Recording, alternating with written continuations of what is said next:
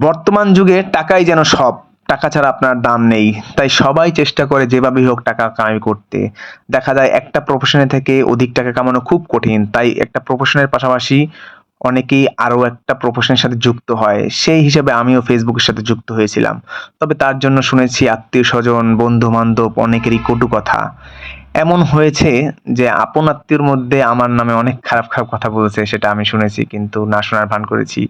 Even একজন তো আমাকে বলেই ফেলছে, আম্মুর কাছে শুনতাম আপনি পড়াশোনায় অনেক ভালো। কিন্তু আপনিও যে ফেসবুকে ভিডিও করবেন কখনো আশা করিনি। কেন ভাই ফেসবুকে ভিডিও করে কি আমি খুব খারাপ করে ফেলছি? আমি কি পড়াশোনা বাদ দিয়ে কিংবা চাকরি-বাকরি বাদ দিয়ে একদম এগুলো নেমে পড়েছি? আল্লাহর রহমতে ভালো একটা চাকরি করি। কিন্তু তারপরও ভালো লাগা থেকে আর এক্সট্রা ইনকামের জন্য ফেসবুকে এসেছি। আসলে আপনি যেটাই করেন আপনার কাছের বন্ধু-বান্ধব, আত্মীয়স্বজনের কাছে কটু কথা শুনতেই হবে। এটাই যেন নিয়ম হয়ে দাঁড়াইছে। আপনি যত ভালো কাজ করুন আর যত খারাপ কাজ করেন, যেইটাই করুন তারা আপনাকে নিয়ে কথা বলবেই, আপনাকে আঘাত করে কথা বলবেই। এটাই তাদের স্বভাব।